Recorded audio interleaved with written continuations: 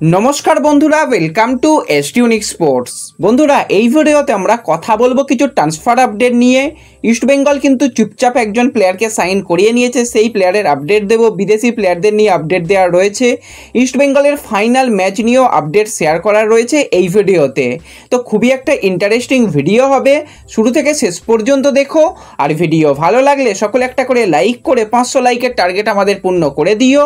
আর যারা চ্যানেলে প্রথমবারের জন্য এসেছো, মনে করে চ্যানেলটাকে সাবস্ক্রাইব করে তার পাশের বেল আইকনটাকে অন করে রেখো, তাহলে তোমাদের প্রিয় দলের খেলার সমস্ত আপডেট তোমরা এখানে পেয়ে যাবে। তো চলো আর দেরি না করে ভিডিও শুরু করা যাক। প্রথমেই যদি আমরা কথা বলি একটু ট্রান্সফার আপডেট নিয়ে, তো তোমাদের বেশ কিছুদিন আগেই জানিয়েছিলাম 22 বছর বয়সী বাঙালি রাইট ব্যাকের প্লেয়ার রবিন যাদব শুধুমাত্র রাইট ব্যাক নয়, এছাড়া কিন্তু সেন্টার ব্যাক এমনকি ডিফেন্সিভ মিডফিল্ডারেও খেলতে পারে।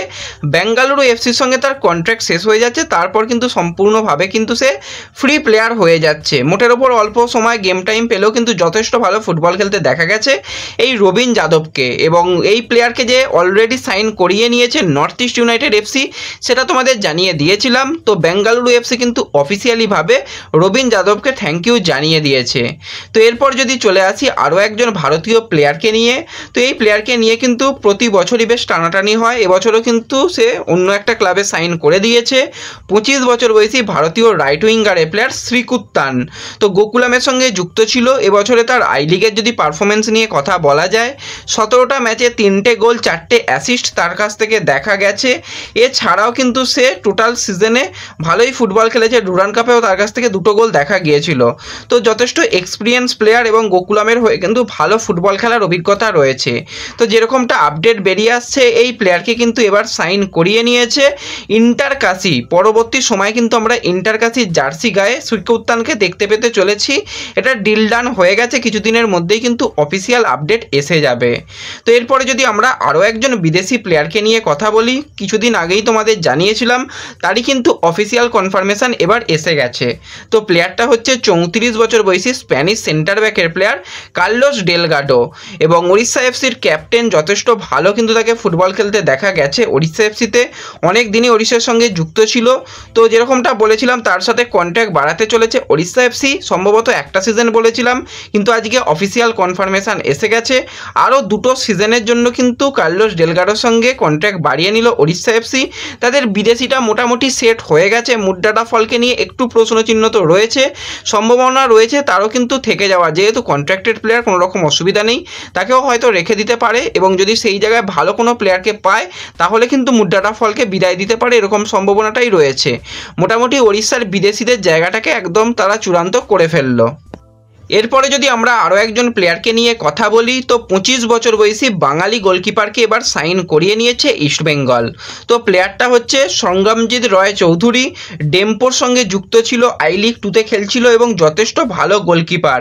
এর আগেও কিন্তু তার কলকাতা ফুটবলে খেলার অভিজ্ঞতা রয়েছে। ভবানীপুরের হয়ে খেলেছে, কলকাতা কাস্টমসের হয়েও খেলার অভিজ্ঞতা রয়েছে। তো যথেষ্ট একজন ভালো গোলকিপার, তাকে কিন্তু এবার ইস্টবেঙ্গল সাইন করিয়ে নিয়েছে মূলত সিএফএল এর জন্য। সিএফএল এর যদি ভালো পারফরমেন্স হয়, তাহলে কিন্তু তাকে প্রমোট করার চিন্তাভাবনা রয়েছে। তো খুব সম্ভবত কিন্তু এই প্লেয়ারকেই আমরা ইস্টবেঙ্গলের সিএফএল এর ফার্স্ট চয়েস গোলকিপার হিসাবে দেখতে পাবো।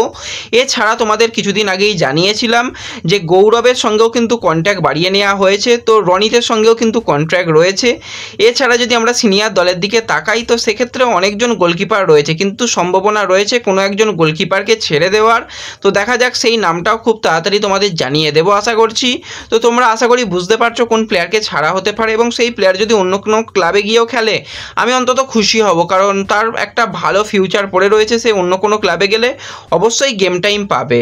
তো এটাই কিন্তু আপডেট বেরিয়ে আসছে ইস্টবেঙ্গলকে নিয়ে। এই প্লেয়ারকে কিন্তু ইস্টবেঙ্গল সাইন করিয়ে নিয়েছে। তো এছাড়া যদি আমরা কথা বলি একটুখানি ইস্টবেঙ্গলের ফাইনাল ম্যাচ নিয়ে, তো ইস্টবেঙ্গলের ফাইনাল ম্যাচ নিয়ে যে আপডেটটা বেরিয়ে আসছে সেটা হচ্ছে, ইস্টবেঙ্গল তো আজকে মোটামুটি জিতে ফাইনালে চলে গেছে। 7ই জুন কিন্তু ইস্টবেঙ্গল আবারও মুখোমুখি হতে চলেছে পাঞ্জাব ফুটবল ক্লাবের সঙ্গে। তো পাঞ্জাবের সঙ্গেই কিন্তু আবারও ম্যাচ রয়েছে। ম্যাচ তো তোমরা দেখতে পাবে যেভাবে আজকে দেখেছো। তো এছাড়াও কিন্তু ইচ্ছা রয়েছে সবাই মিলে একসাথে এই ম্যাচটা দেখার। তো দেখা যাক সেরকম ব্যবস্থা যদি করতে পারি তো খুবই ভালো হবে, তাহলে কিন্তু আমরা ম্যাচটা দেখতে পাবো। তো দুর্দান্ত ম্যাচ হবে আশা করি। তো অবশ্যই কিন্তু সকলে কমেন্টে জানিও যে কারা কারা এই ম্যাচটা দেখার জন্য এক্সাইটেড রয়েছে, ফাইনাল ম্যাচ বলে কথা, তাহলে কিন্তু সেইভাবেই পরিকল্পনা করব। তো এই ভিডিওতে এটুকুই আলোচনা করার ছিল। ভিডিও ভালো লাগলে সকলে একটা করে লাইক করে দিও। চ্যানেলে প্রথমবারের জন্য এলে চ্যানেলটাকে সাবস্ক্রাইব করে দিও। ফেসবুক পেজ থেকে ভিডিও দেখলে ফেসবুক পেজটাকে ফলো করে নিও এবং ভিডিও একটু সকলের সঙ্গে শেয়ার করে দিও। তো দেখা হচ্ছে পরবর্তী ভিডিওতে। ধন্যবাদ।